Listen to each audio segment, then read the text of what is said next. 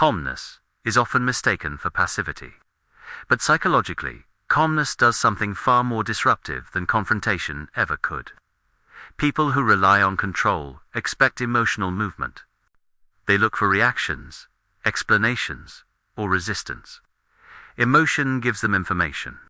When someone raises their voice, defends themselves, or rushes to explain, they reveal how invested they are. They show what matters to them. They show where pressure works. Calmness removes that information.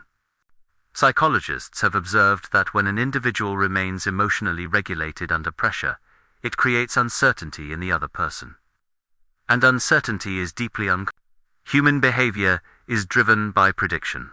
We constantly try to anticipate how others will respond, so we can adjust our own behavior accordingly. Control depends on this anticipation.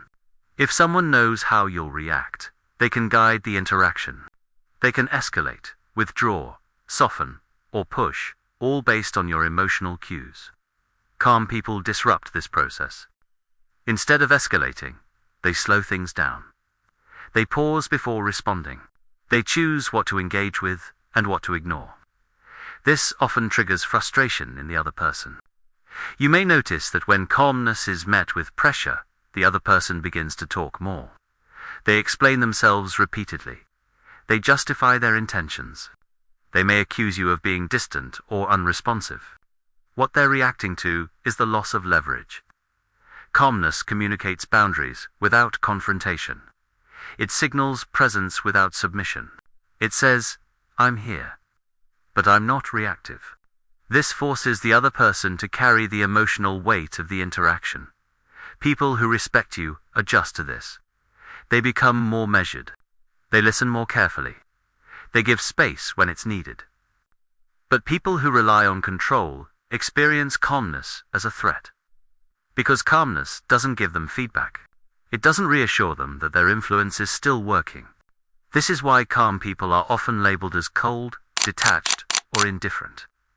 Not because they lack empathy, but because they don't display it on demand. Calmness removes predictability. And predictability is what control feeds on. Over time, this changes the power dynamic. The person applying pressure begins to reveal more about themselves. They show impatience. They reveal insecurity. They expose their need for reassurance. Meanwhile, the calm person remains grounded. This is not manipulation. It's self-regulation. Calmness allows you to observe rather than react, to respond rather than defend, to maintain clarity when others are driven by emotion. This is why calm people are difficult to manipulate, not because they dominate the situation, but because they don't feed it. Calmness isn't silence. It isn't withdrawal. And it isn't indifference. It's restraint. And restraint quietly shifts power.